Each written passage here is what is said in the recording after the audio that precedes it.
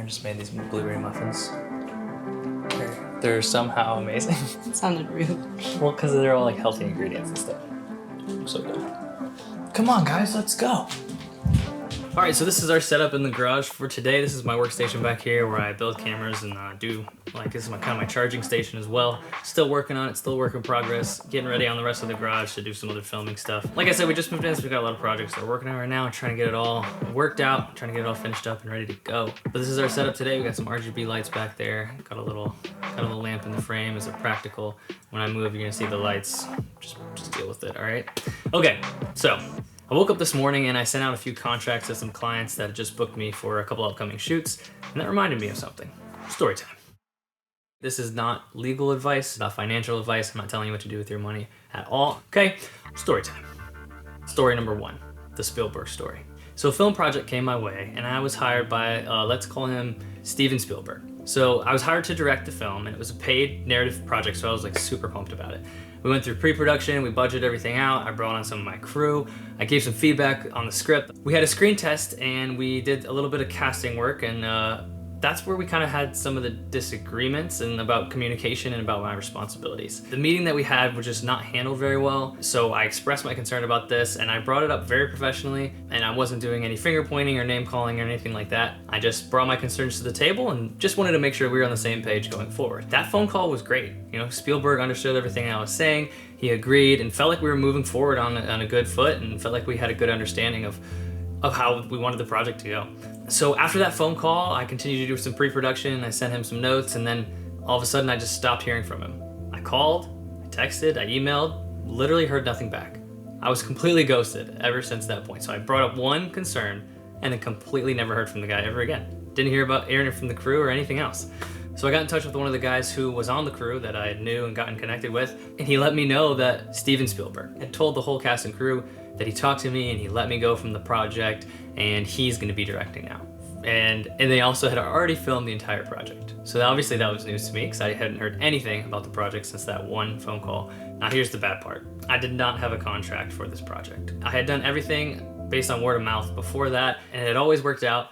So I learned the hard way that you have to have a contract, because I did all that work and got my team ready, and I was kind of left with nothing at the end of the day. Now I had receipts and I had agreements and things like that I could have pursued if I wanted to, but I really didn't think it was worth it based on the scope of the project. So I kind of just let it be, use it as a learning experience, and I did make some good connections as well. I made a few connections in the process. It wasn't a total loss, but still I learned a valuable lesson on this one. All right, story number 2. Now this is another narrative film project. I was hired as director, and we're gonna call this producer, we'll call her Patty Jenkins, hired me for this project. It's the same deal. We went through the pre-production, we budgeted everything out, got the crew ready.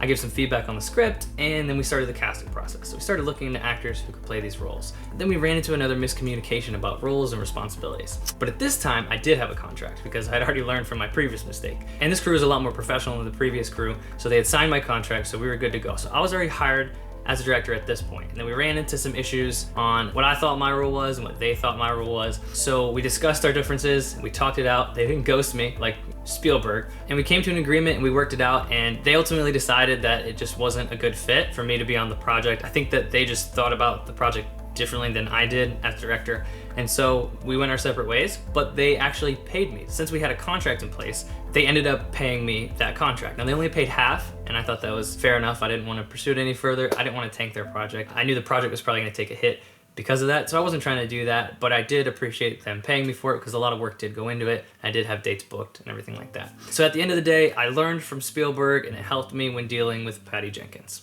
That's the end of story number 2. Story number 3.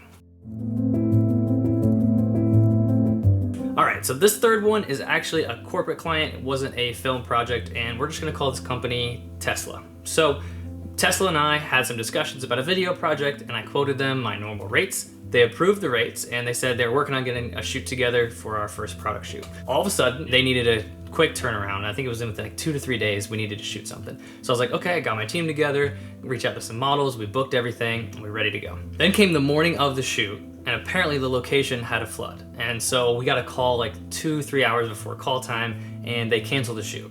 The day of the shoot, it was canceled. Okay, so at this point, we actually didn't have a contract yet because I had an approved estimate. I had email confirmations. I just hadn't drawn up the contract yet since it was such a quick turnaround. I figured we could work it out afterwards and just send an invoice, be good to go. And we were doing another shoot later on, so I was just gonna do a contract for that one. So on the phone, when Elon from Tesla was telling me that the shoot was canceled, he told me that he would cover the cost of the shoot since it was canceled day of. And I said, okay, that's great, like, thank you so much. So I get an email from Elon reconfirming that he's going to cover the cost of the shoot and anything that we promised to our crew and to our talent. So then Elon asked to send me the invoice in that email. So I sent him an invoice for the shoot and I said, thank you, I really appreciate you covering this cost even though we had to cancel it. And thank you, that's great. So I sent the invoice. So then I get an interesting email back from him. Something along the lines of, Cody, we agreed to pay a small token to you, which was like about 10% of the actual invoice. And we were only gonna cover the cost if you'd already paid for things. You know, I'm not stupid or naive. I'm not gonna pay for work that's not done. And I was like, just so taken back by that. I was like, what? So from there, it gets very messy and we agreed on a cost to settle because we were gonna reschedule the shoot. So for the rescheduled shoot, I sent a contract over and then all of a sudden, the night before the shoot, Elon didn't like the quote that I quoted him. And he sent me back his own quote and kind of estimated for me what I thought the project would cost and how long it would take. And I was like, the night before the shoot, like this is happening all over again. And so I sent him a contract and I said, I sent him another contract. I said, I'm not going to change my price the night before the shoot. And I need you to sign the contract if you want my team to show up. He basically emailed me back and told me that I don't know how to price or quote hours for a shoot and that he's not signing the contract. So without a signed contract, my team and I really had no choice but to back out of the project. And that was the end of that one. So that one didn't cost me very much time because there wasn't pre-production involved or anything like that. But it was just like such a hassle to deal with this client. So since then, I've talked to some friends in the industry, people who have a ton of experience, and I have a couple of tips that I do now that kind of saved me from these things happening that I want to share with you guys, all right? So number one, might seem obvious after that whole discussion, but you always have to have a contract. This not only saves you in like a legal dispute, but also shows your client that you're serious about your work. And if they have an issue with signing the contract, just reassure them that the contract also protects them as the client. A contract is vital, even if you know the person that you're gonna be working with. Gotta have a contract. Okay, number two, you wanna be specific with your terms in the contract, okay? So every contract should include the following. So you need to include all the details. Not only the price of the project, but you need to kind of explain the duties that are gonna be expected of you. This is just gonna clear up any confusion that might come up along the way if you already have all of that in writing. Second thing that you need to include in your contract is a percentage deposit that's required up front. You can do whatever percentage you feel comfortable with, but requiring some kind of deposit up front creates an incentive for your client to make sure that they have their stuff together, and it saves you in case they ghost you, like Spielberg.